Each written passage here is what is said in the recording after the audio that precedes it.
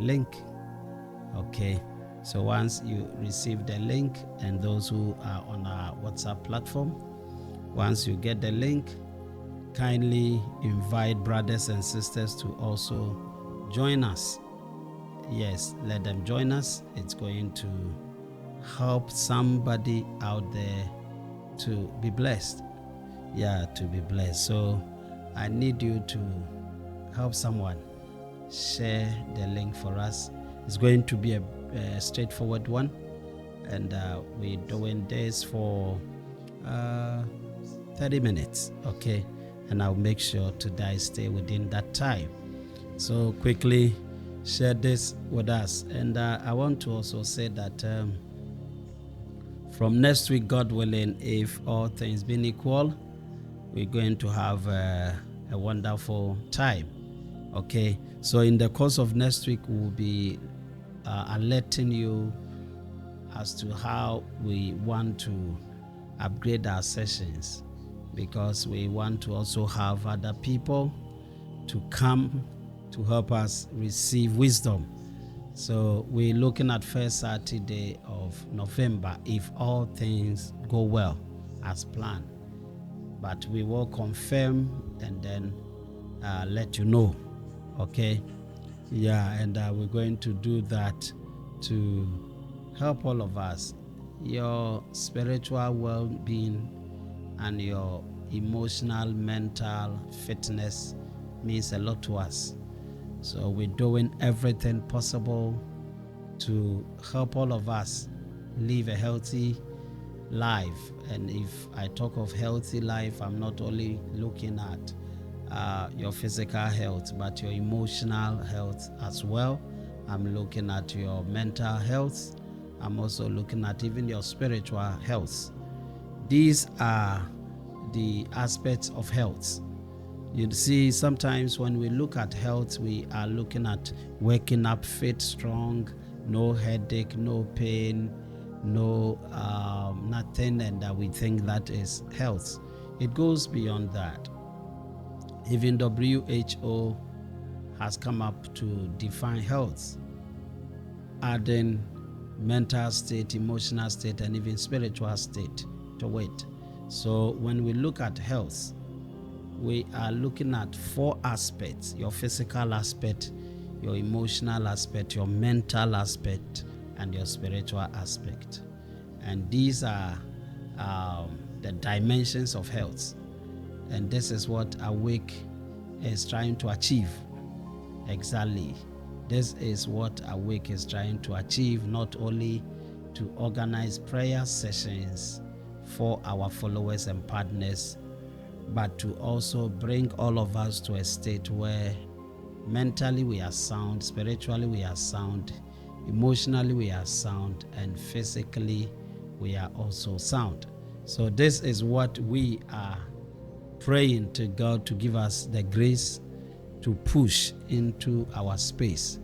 So we're looking at that if God gives us the go ahead, and if all things go well as planned, then from next month we'll be doing this, having other people joining me or joining whoever will be standing in my place to organize a wonderful talk session for all of us to also contribute.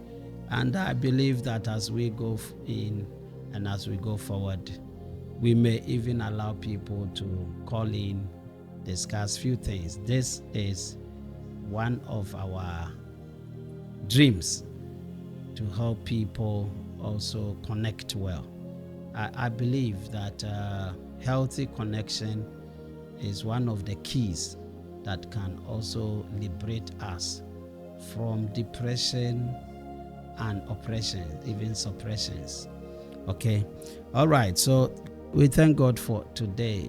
Today I want to talk to you from my experience and from the little I have gathered so far concerning life. Yes, I have seen that there are certain things maybe we ignore or we practice or don't pay much attention to, that is actually undermining our self-esteem. That is also affecting the way we relate with people. Relationship is important, but how you relate means a lot. Relationship is everything. If you are spirit-filled and you don't have people in your life you can relate well with, I don't see the importance and the benefits of you being spirit-filled. If you can move mountains with your power and you still don't have people to serve or people in your life to relate with, then I don't see that power, the essence of that power. If your words can dry up oceans and you still don't have people in your life you can relate with, then trust me, there is no meaningfulness in that power you think you have. Life is interconnected.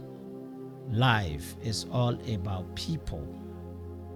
Whether you have services to give or product to render, trust me, you still need people. So I keep saying to people that human beings is your business capital. Yes, that is very true. Whatever business you are running, your capital is human being. Their participation, their patronage will bring your product or service to the limelight. You may have the best product, the best service. If you don't have patronage, I am telling you, you are going nowhere. Okay, so human beings are needed. That is why God created us. And don't forget, if we are not needed, if one doesn't need the other, then I don't see why God created human beings. There should have been only one human being here on earth. But God understands the importance of human beings, our role that we play among ourselves. That is why you see human beings on this planet, because we all play roles. I play my role, you play your role. That makes a relationship rich. That makes a relationship important. That makes a relationship something you must cherish and value. If somebody is fighting your relationship to quench the flames of that good relationship, then I can tell you the person doesn't mean you well, does not mean well for you. If you don't value your relationship and you treat it anyhow and you lose it, the truth is you may live in an island full of confusion, full of frustration, and that can affect you. So no matter how full you are in terms of grace, no matter how full you are in terms of knowledge, wisdom, in terms of achievement, the truth is single, the truth is simple, the truth is one. You still need somebody. That is the truth. You are rich, that is true, but I have not seen a rich man going out there to eat his money, that you put your money in the saucepan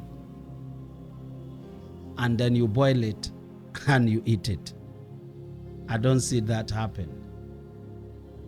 Even if you have gold mine, the biggest gold mine in this world, you don't eat your gold. The biggest oil mine, you don't drink your oil. And the money, the proceeds, the income, the profit, the benefit, the achievement from them, you don't eat them. Somebody contributes to your life, no matter your achievement. But there is one thing about life that personally I have learned that is really affecting healthy relationship, which people take for granted, especially when kindness is exhibited, when kindness is demonstrated by someone to someone, when kindness is given out. I want to advise all of us, especially those who listen to me and those who want to take my advice and run their lives with it, that you don't need to overstay your welcome. Let me say it again so you can record it and put it in your heart. Don't overstay your welcome. This is where we go wrong. When somebody shows us kindness, when somebody shows us the good side of the person, that does not mean we should take that one for granted and make it a daily consumption. Or because when I am in need and I ask him or her, I will get it. So every day you want to go. Every day you want to ask. To me, I believe this kind of habit or a lifestyle can soil that relationship, can affect that relationship in a negative way. My advice to all of us is that we don't need to overstay our welcome. If somebody decides to be there for us, don't let us take it for granted and always push the person to do that for us. Let us also think, for once in a moment in our lives, what can we also do to return the kindness that you or we have been receiving? This is very important. If somebody is there for me, if somebody is trying to help, what can I also do to make the person know I am also mindful of him or her? Sweetheart, in order not to disturb your healthy relationship with people, learn not to overstay your welcome. In order for you to maintain your dignity, for you to harness that healthy relationship, don't overstay your welcome. If the person is not talking about it, that does not mean the person is daft or the person is ignorant or the person doesn't have anything to say. It is good for me to keep yourself. If you are in need and somebody comes to help, please don't make it a daily practice that every day you go to the same person, all because the person was there for you. How would you know that the person is also expecting something in return? Yes, it is not everyone who would want to receive something from you after kindness is being done. But to me, the more you go to the same person with your need, you are weakening the foundation of that healthy relationship. Yes, we must always have people in our lives that we can talk to, that we can express ourselves, that we can tell our challenges and the things that we go through That is the essence of relationship. But that does not warrant you to always push people to be kind to you, knowing that you don't return same kindness to them. Don't overstay your welcome.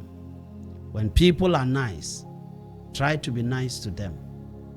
When somebody gives you a place, a space in their life, let me say it, use it well. And when the time comes, please exit quietly and peacefully. Stop overstaying your welcome. This is not too good. If somebody is not talking about it, that does not mean the person is always okay with it.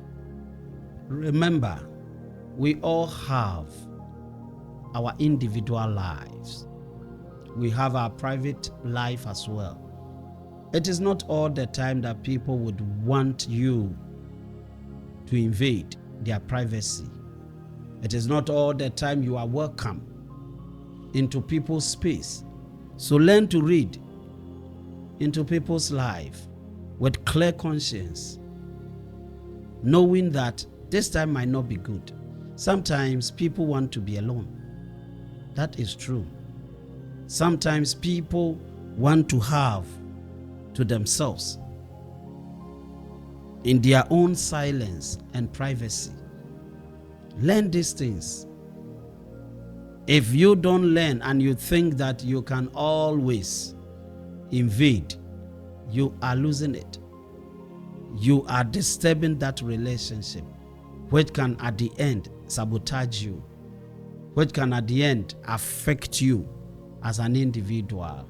When you are losing people in your life, losing them, then you realize that there are things that you are doing that are not right, but because you have not paid attention to them.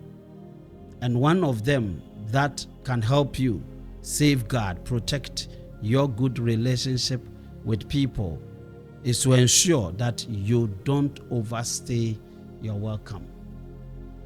Don't overstay your welcome. This is something that people must learn. I know a lot of people understand this, but most of us, we're still lacking and we're still having issues with that. The fact that when you go, a door is open, doesn't mean you should every day go and enter. The fact that when you stretch forth your hand, somebody will put something in, does not mean all the time you should stretch forth your hand. The fact that when you cry, somebody will be there to wipe your tears for you, does not mean you should always cry. There will be a day there wouldn't be anyone to wipe your tears. Don't overstay your welcome. When somebody smiles with you, please learn to smile back. And how do I mean? If somebody does anything good to you and for you in your life, learn to send the same to the person from the heart of gratitude. Don't only be at the receiving end. This is the summary of what I mean. Don't just be at the receiving end, that always you are expecting something from someone, always expecting. If such is your way of life, then a time will come that you will have a name tag on your life that only people who know you and how you behave will always mention that. And you might not be hearing it.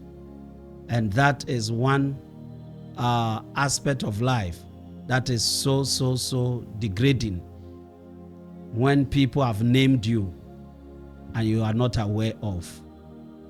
When people call you by other names because of attitude and character and a lifestyle that you exhibit. I don't want you to be treated as if you are a liability to people when they see you come. Let people miss your presence. Let people miss your talk. Let people miss your chat. Let people miss the way you handle things. This is the way of life. Don't cheapen yourself because you want to be at the receiving end. This is not the way life is organized to be. Life is reciprocal. Life is purely reciprocal. And this is how relationships should be. If life is reciprocal, then relationships should also be reciprocal. Where I receive and I return. Where you receive and you return. And if I receive good, I must return good. I don't have to receive good and return evil. When you receive good, return good, not evil in the place of good. Let me once again say it here. When people find it important to have you, that is blessing. When people enjoy your presence, that is blessing. When people miss your contribution, your suggestions, opinions, advice, and your presence, that is so refreshing. But when people have issues with you daily coming, daily asking, daily trying to take, that is really energy consuming. That is really relationship destruction. And that must be dealt with. Don't overstay your welcome. When somebody does something awesome, please don't make it a daily habit. I'll go there again. I'll go there again. I'll go there again. And people will say, with all comfort, I need to become Oliver Twist, asking for more. As for Oliver Twist, he asks for more. Yes, you may be an Oliver Twist person asking for more, but are you also willing to give more? And are you ready to give more? Are you parting ways with more? That when you are in need of more, more will come to you. Because when it is time for you to part with more, you easily and freely give more. I want you to think about it so that you don't overstay your welcome. Because you don't know the content of people's heart and mind. You just don't know that. They might not talk about it today, but you are disturbing them in their hearts. They might not openly tell you. Yes, there are people who can tell you in your face, tell you in your own face, hey, I think this is becoming too much.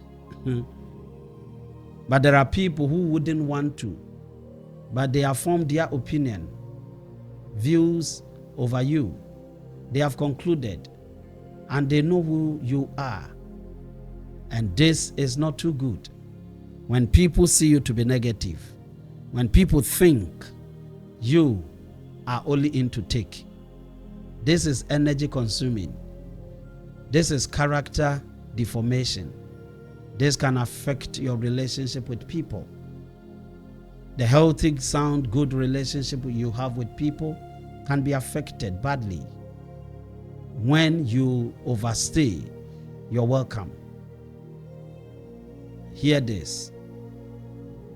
In order to promote peace in relationship, please stop overstaying your welcome and think about what you can also do to help somebody.